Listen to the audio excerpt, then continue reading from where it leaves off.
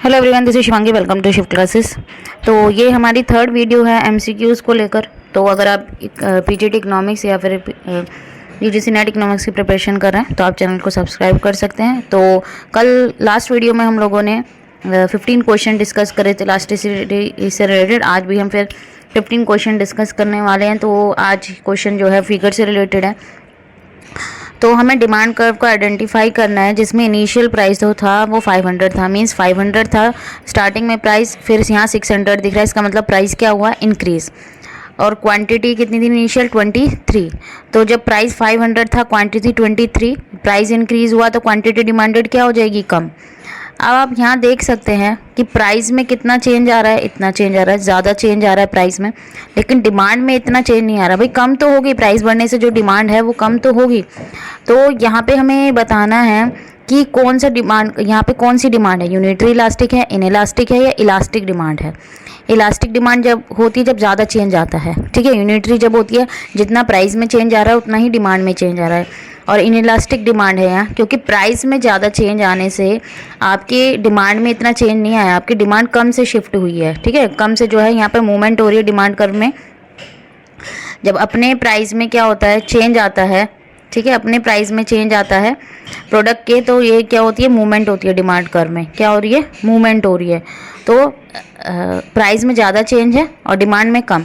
तो यहाँ पे हमारी डिमांड कैसी है, इनइलास्टिक डिमांड है। इनइलास्टिक डिमांड है मतलब हर चीज़ हमारे लिए ज़रूरी है, थोड़ी बहुत हमने उसकी डिमांड कम कर दी है, लेकिन अभी भी हम उसकी जो क्वांटिटी है जो है पहले से कम है, लेकिन अभी भी प्राइस के कंपैरिजन में इतनी जो उसकी डिमांड है वो डाउन नहीं हुई है प्राइस इंक्रीज होने से। नेक्स्ट क्वेश्चन है मेरा, when the total expenditure doesn't change with the change in price of a commodity, elasticity of demand is. जब टोटल एक्सपेंडिचर में कोई चेंज ना है, ठीक है, जैसे पहले था वैसे ही रहे, प्राइस में चेंज होने की वजह से तो कैसी डिमांड होती है हमारी, यूनिटरी इलास्टिक। कौन सी होती है, यूनिटरी, ठीक है। कौन सी है हमारी, यूनिटरी। फिर आते हैं line segment below the point on demand curve, line segment above the point of the demand curve, what method of measuring elasticity of demand does the formula.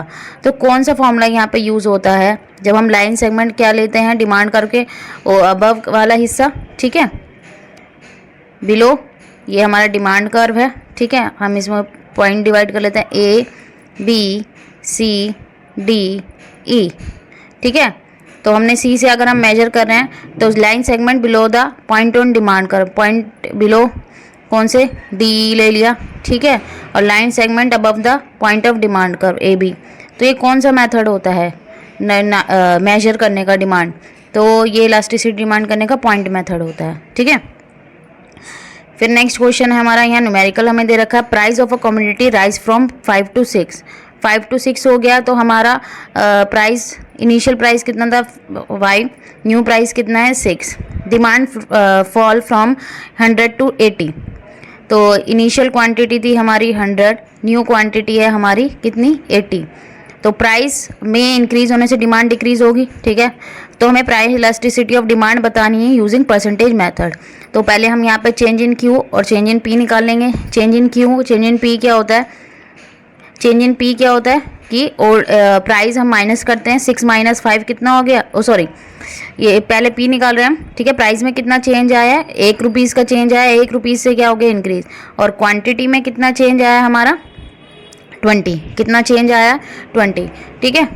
Price note कर लेना आप लोग, क्योंकि मेरे को यहाँ से इरेज करना पड़ेगा आगे सॉल्व करने के लिए। चेंज इन पी कितना है 1, चेंज इन क्यू कितना है 20। फिर हमारा इलास्टिसिटी ऑफ डिमांड का फॉर्मूला क्या होता है, चेंज इन क्यू अपॉन में चेंज इन पी इंटू में पी बाय क्यू। तो चेंज इन क्यू कितना था हमारा, डिमांड में क्वांटिटी में कितना चेंज आया 20, प्राइस में 1। इनिशियल प्राइस हमारा क्या था 5 और इनिशियल क्वांटिटी कितनी थी 100। आप सॉल्व करेंगे, 0 से 0 कैंसिल हो गया, 5 1 जा, 5 2 जा, 2 से 2 कैंसिल, तो 1 आ रहा है, 1/1, तो 1 आ रहा है हमारा आंसर। तो हमारी कौन सी आ रही है यहाँ पे, प्राइस इलास्टिसिटी ऑफ डिमांड 1 आ रही है। क्लियर हुआ। A house hold increase demand for product from 40 to 50 unit. एक हाउस होल्ड ने क्या कर दी, प्रोडक्ट की डिमांड 40 से 50 यूनिट इंक्रीज कर दी। मतलब इनिशियल क्वांटिटी थी 40, न्यू क्वांटिटी है हमारी 50।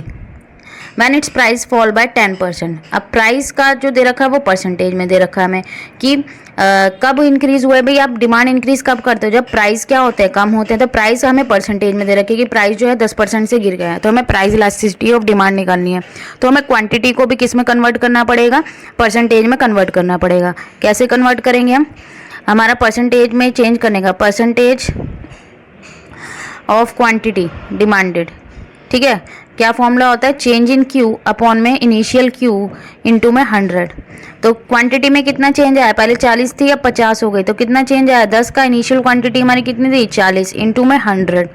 0 से 0 कैंसिल हो गया, ठीक है। कितना आ गया 100/4, या हम ऐसे कैंसिल कर लेते हैं, 2 से गया कितने पे, ये 5 पे, फिर 2 से कितने पे गया 5 पे, तो 5 5 जा 25। तो हमारी क्वांटिटी डिमांडेड कितने से इंक्रीज हुई है, 25% से, ठीक है। क्लियर हुआ, 25% से नोट डाउन कर लेना आप लोग। तो हमारा यहाँ पे परसेंटेज का फॉर्मूला क्या होता है, percentage of quantity demanded upon में परसेंटेज चेंज, ठीक है। Percentage change in quantity demanded percentage change in price, ये हमारा फॉर्मूला होता है। क्वांटिटी में कितना चेंज आया था 25, और प्राइस में कितना दे रखा है 10। तो 10 से 25 डिवाइड होगा तो कितना आ जाएगा 2.5। तो हमारा करेक्ट आंसर क्या है, ऑप्शन नंबर सी। क्लियर हुआ। फिर बढ़ते हैं नेक्स्ट क्वेश्चन की तरफ हम। Price elasticity of demand is 0.5। इस बार इलास्टिसिटी ऑफ डिमांड हमें दे रखी है कितनी, 0.5। If the percentage change in quantity, तो हमारा नेक्स्ट क्वेश्चन है जिसमें हमें प्राइस इलास्टिसिटी ऑफ डिमांड दे रखा है कितना, 0.5। परसेंटेज चेंज इन क्वांटिटी है 5%, और परसेंटेज चेंज इन प्राइस हमें यहाँ फाइंड आउट करना है। तो मैंने आप लोग को फॉर्मूला बताया था प्राइस इलास्टिसिटी ऑफ डिमांड का, कि जब परसेंटेज में गिवन होता है तो क्या होता है, परसेंटेज चेंज इन क्वांटिटी, ठीक है, डिनोमिनेटर में आता है, percentage change in price denominator में आता है। इलास्टिसिटी ऑफ डिमांड कितना दे रखा है हमें, 0.5 दे रखा है, और क्वांटिटी हमें गिवन है तो हम इसमें पुट कर देंगे। तो यहाँ आएगा हमारा 0.5, यहाँ 5, और प्राइस हमें गिवन नहीं है तो उसमें यहाँ मैंने शॉर्ट में लिख दिया परसेंटेज प्राइस। तो यहाँ तो आपको सही आंसर कर जो है लिखना है, पर फॉर्मूला सही लगाना, नहीं तो गलत हो जाएगा। तो P को हम ले जाएंगे इधर और 0.5 को ले आएंगे इधर, क्रॉस मल्टीप्लाई कर दी। यहाँ डेसिमल है, डेसिमल कट के ऊपर आ गया 0, 5 से 50 कटा 10 पे, तो हमारा आंसर कितना आ गया 10। तो 10% अगर चेंज आया प्राइस में तो क्वांटिटी में कितना आया, 5% जो है चेंज आया है, ठीक है। नेक्स्ट क्वेश्चन है, price of a good fall from 10 to 8, demand rises from 80 to 90, what type of demand according to total expenditure method. तो किस तरीके की ये डिमांड है आपकी, प्राइस में कितने का चेंज आया, 10 to 8, ठीक है। तो P हमारा 10 है, P1 हमारा कितना है 8, Q हमारा 80 है, Q1 है हमारा 90। तो हम इलास्टिसिटी निकाल के देख लेते हैं कि क्या आता है हमारा आंसर। तो चेंज इन P हमारा कितना हो गया 2, चेंज इन Q कितना हो गया हमारा 10, P कितना है 2 और चेंज इन Q कितना है 10। तो फॉर्मूला हमारा क्या होता है, चेंज इन Q अपॉन में change in P into P by Q। तो चेंज इन Q कितना था हमारा 10, चेंज इन P हमारा 2, इनिशियल P हमारा कितना है 10, इनिशियल Q कितना है 80। तो 2 से 10 5 पे, 0 से 0 कैंसिल हो गया, तो हमारा कितना आ रहा है 5/8 आ रहा है। कितना आ रहा है 5/8। तो अगर हम इसको डिवाइड करेंगे तो कितना आएगा, तो हम इसे डिवाइड करेंगे तो 0.6 के अराउंड कुछ आएगा, ठीक है।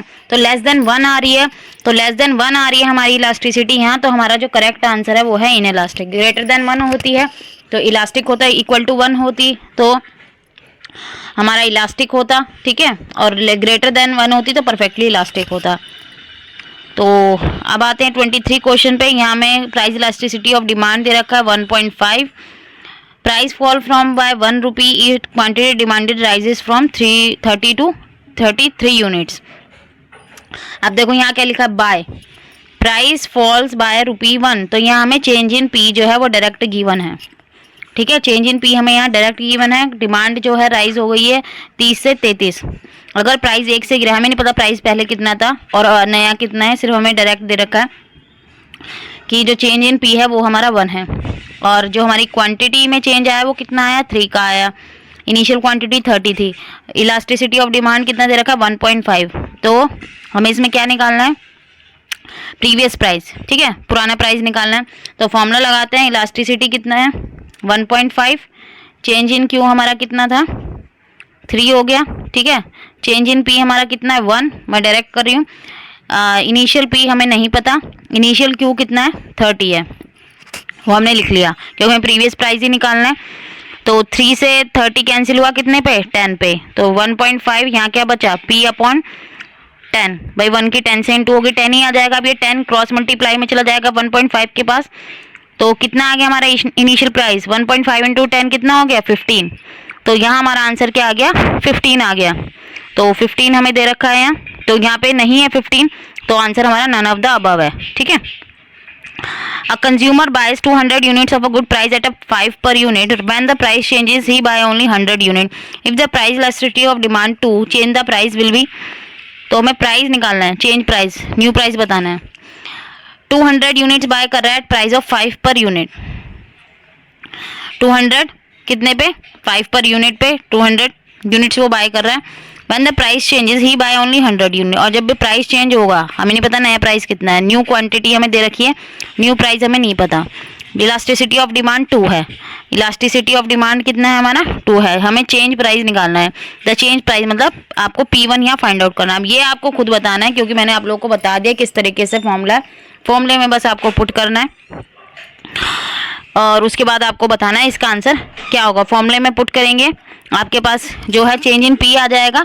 फिर हम क्या करेंगे, P1 निकालने के लिए P में हम क्या प्लस कर देंगे, P में से यहाँ पे माइनस होगा, ठीक है, यहाँ पे माइनस होगा प्राइस, क्योंकि यहाँ डिमांड जो है वो कम हो रही है, डिमांड हो रही है कम। तो जो आपके पास P आएगा उसमें से आप जो चेंज है उसको क्या कर देंगे, आप माइनस कर देंगे।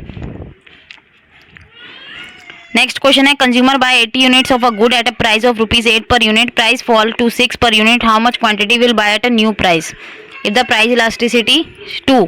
तो यहाँ पे प्राइस इलास्टिसिटी कितनी है 2, 80 units price of ₹8 per unit, ठीक है, प्राइस फॉल हो गया कितना 6 पर यूनिट। हमें क्वांटिटी बतानी है कितनी वो है यहाँ पे जो है परचेज करेगा। तो अब कंज्यूमर बाय कितना कर रहा है 80 यूनिट्स बाय कर रहा है, ठीक है। तो हमें क्यू कितना दे रखा है 80, प्राइस कितना है हमारा 8, price fall to 6 per unit, P1 कितना हो गया 6, तो चेंज इन P हमारा कितना हो गया 6। हमें चेंज इन क्यू नहीं पता, वो निकालना है। और फिर हमें how much quantity will the consumer buy new price, new price पे कितनी क्वांटिटी वो जो है परचेज करेगा। तो पहले हम चेंज इन क्यू निकालेंगे और फिर हम क्या निकालेंगे Q1 जो हमारा न्यू क्वांटिटी होगी। फॉर्मूला क्या होता है इलास्टिसिटी, ठीक है, elasticity of demand change in Q upon में change in P into P upon Q. Change in Q क्या है हमारा नहीं पता हमें, चेंज इन P हमारा कितना था 2, इनिशियल P कितना था 8, इनिशियल Q हमारा 80 था, ठीक है, 8 से 80 10 पे कैंसिल हो गया और इलास्टिसिटी ऑफ डिमांड हमारी 2 है। तो इतना नोट कर लेना। तो यहाँ हमारा न्यूमरेटर में आ गया 1 और डिनोमिनेटर में कितना आ गया 20।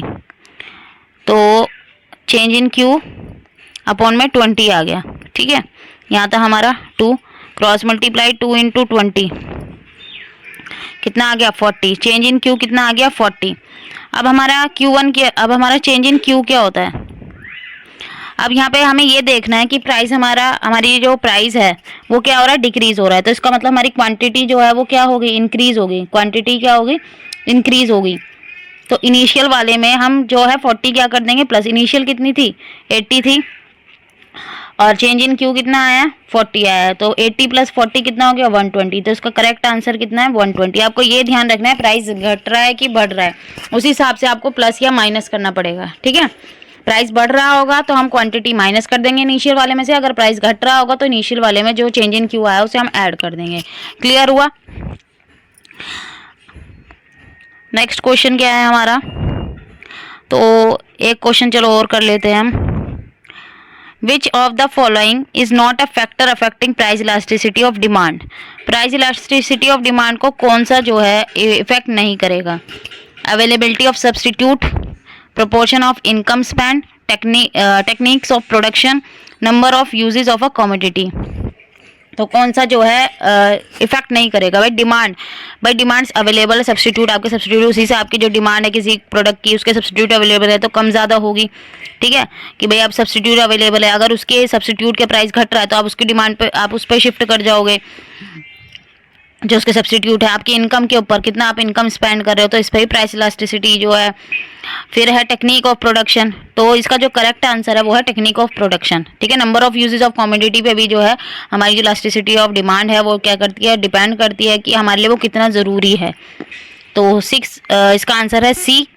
तो आई होप आपको ये क्वेश्चंस क्लियर हो गए होंगे। अगर वीडियो अच्छी लगी हो तो like it, share and subscribe my channel. Thank you.